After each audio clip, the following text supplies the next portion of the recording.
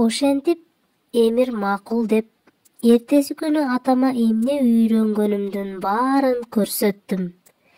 Эмир ыраазычылыгын билдирип, ага чепкенин берүүнү буйруду да, силер үйрөткөндүн баарын уулум жакшы билет экен, бирок өнөрдүн мыктысын али үйрөнбөптүр деди.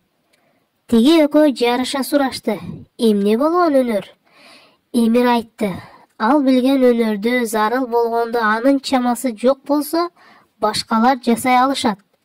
Силер аны башка түссө, башка эч ким жасап бербес жана бере алгыс өнөргө үйрөтпөпсүңөр. Алар кайра сурашты. Ал эмне өнөр? Эмир жооп берди. Сууга сүзүү.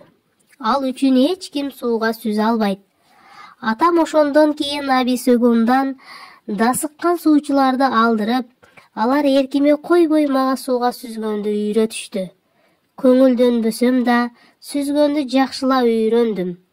Ошол эле жылы күтүүсүздөн Ажыга аттанып калдык. Жана Мосулга жете бергенде бизге каракчылар кол салышты.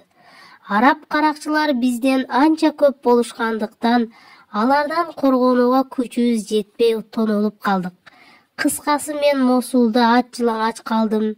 Эмне кыларымды билбей, кайга отуруп, Тигр дарыясы менен Багдадка жөнөдүм. Багдадда ишим жакшы жүрүшүп кетти жана Алланын амири менен Ажыга сапар алдым.